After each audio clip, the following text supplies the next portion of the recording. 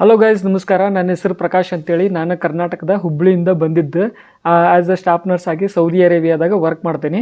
ಆದ್ರೆ ನನ್ನ ಜರ್ನಿ ಒಂದು ಸ್ವಲ್ಪ ಡಿಫ್ರೆಂಟ್ ಐತಿ. ಕಾಲೇಜೆಲ್ಲ ಮುಗಿದ್ಮೇಲೆ ನಾನು BSc ನರ್ಸಿಂಗ್ನ ಚೂಸ್ ಮಾಡಿಕೊಂಡೆ.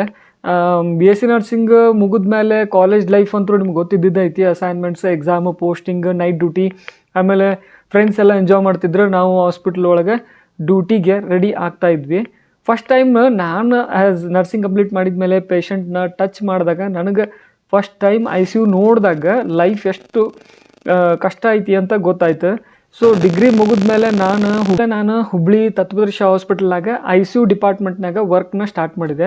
ICU ಅಂದ್ರೆ ಒಂಥರ ಹಂಗೆ ಹಿಂಗೆ ಅಂತ ಭಾಳ ಭಯ ಇತ್ತು ನನಗೆ. ಅಲ್ಲಿ ಪ್ರತಿ ಸೆಕೆಂಡು ಇಂಪಾರ್ಟೆಂಟ ಅಂತ ಅಲ್ಲಿಗೆ ಹೋದ್ಮೇಲೆ ಗೊತ್ತಾಯ್ತು. ಒಂದು ಸೈಡ್ ಪೇಷಂಟು, ಒಂದು ಸೈಡ್ ಫ್ಯಾಮ್ಲಿ, ಅವರು ಪೇಷಂಟ್ನ ಪ್ರೇಯರ್ ಮಾಡ್ತಿರ್ತಾರೆ. ಇವೆಲ್ಲ ನರ್ಸ್ ಲೈಫ್ನ ಒಂದು ಪಾರ್ಟ್ ಆಕೈತಿ. ಮೆನಿ ಟೈಮ್ಸ್ ಏನಾಗುತ್ತೆ, ಊಟನೂ ಇರಲ್ಲ ಸರಿಯಾಗಿ, ನಿದ್ದೆನೂ ಆಗಂಗಿಲ್ಲ. ಅದಾದಮೇಲೆ ನಾನು 1.5 ವರ್ಷ ಅಲ್ಲಿ ವರ್ಕ್ ಮಾಡಿದ್ಮೇಲೆ ನಾನು ಸುಚುರಾಯಿ ಹಾಸ್ಪಿಟಲ್ನಾಗ ವರ್ಕ್ ಮಾಡಿದೆ. ಅಲ್ಲಿ ಎಕ್ಸ್ಪೀರಿಯೆನ್ಸ್ ಕೂಡ ಜಾಸ್ತಿ ಆಯಿತು. ಅದರ ಪ್ರೆಷರ್ ಕೂಡ ಜಾಸ್ತಿ ಆಗ್ತಾನೆ ಹೋಯ್ತು.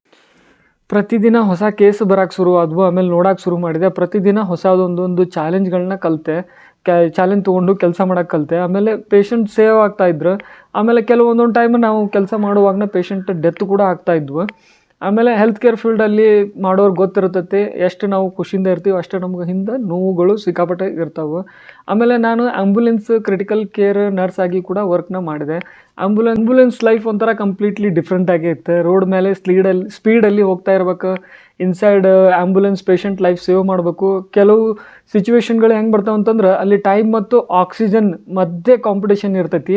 ಆಮೇಲೆ ಮಳೆ, ಟ್ರಾಫಿಕ್ಕು ಅದೆಲ್ಲದ್ರ ನಡುವೆ ಸ್ಟಾಪ್ ಮಾಡಲಾರ್ದಂಗೆ ನಾವು ಒಂದು ಪೇಷಂಟ್ನ ಹಾಸ್ಪಿಟ್ಲಿಗೆ ರೀಚ್ ಮಾಡಿಸೋದಿರ್ತೈತಿ. ಆಮೇಲೆ ಬೆಂಗಳೂರಲ್ಲಿ ಹೋಮ್ ಕೇರ್ ನರ್ಸ್ ಆಗಿ ವರ್ಕ್ ಮಾಡಿದೆ 1.5 ವರ್ಷ.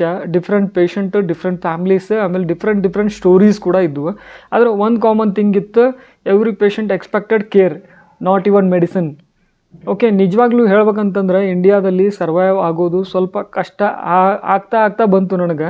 ಬಟ್ ಹಾರ್ಡ್ ವರ್ಕ್ ತುಂಬ ಇತ್ತು. ಅದ್ರ ಸ್ಯಾಲ್ರಿ ಮತ್ತು ಫ್ಯೂಚರ್ ಕ್ಲಾರಿಟಿ ಕಮ್ಮಿ ಇತ್ತು ನನಗೆ. But family expectation, responsibility, personal dreams ಎಲ್ಲ ನನಗದು ಪ್ರೆಷರ್ ಜಾಸ್ತಿ ಆಗ್ತಾನೆ ಹೋಯಿತು. ಸೊ ಫೈನಲಿ ನಾನು ನನ್ನ ಲೈಫ್ನಾಗ ಒಂದು ಡಿಸಿಷನ್ ತೊಗೊಂಡಿದ್ದು ಅಂತಂದ್ರೆ ಸೌದಿ ಅರೇಬಿಯಾಗೆ ಬರೋದು. ಇಲ್ಲಿಗೆ ನಾನು ಬಂದು ಇವಾಗ ಎಕ್ಸಾಕ್ಟಾಗಿ 1 ವರ್ಷ ಆಯಿತು. ಹೊಸ ಲ್ಯಾಂಗ್ವೇಜ್, ನ್ಯೂ ಪೀಪಲ್, ಆಮೇಲೆ ಹೊಸದೊಂದು ಸಿಸ್ಟಮ್. ಇಲ್ಲಿ ಸ್ಟಾರ್ಟಿಂಗಲ್ಲಿ ತುಂಬ ಡಿಫಿಕಲ್ಟ್ ಇತ್ತು, ಇಲ್ಲಂತಲ್ಲ. ಫ್ಯಾಮ್ಲಿನೆಲ್ಲ ಮಿಸ್ ಮಾಡ್ಕೊತಿದ್ವಿ, ಫೆಸ್ಟಿವಲ್ ಮಿಸ್ ಮಾಡ್ಕೊತಿದ್ವಿ, ಫ್ರೆಂಡ್ಸ್ನ ಮಿಸ್ ಮಾಡ್ಕೊತಿದ್ವಿ. ಆಮೇಲೆ ಮನೆಗೆಲ್ಲ ವಿಡಿಯೋ ಕಾಲ್ ಮಾಡ್ತಿದ್ವಿ. ಸ್ಮೈಲ್ ಇರ್ತಿತ್ತು, ಅವ್ರ ಮುಂದೆಲ್ಲ ಸ್ಮೈಲ್ ತೋರಿಸ್ತಿದ್ವಿ. ಬಟ್ ಒಳಗೆಲ್ಲೋ ಒಂದು ಕಡೆ ನಮಗೆ ಹೆಂಗಂದ್ರೆ ಲೋನ್ಲಿನೆಸ್ ಫೀಲ್ ಆಕಿತ್ತು.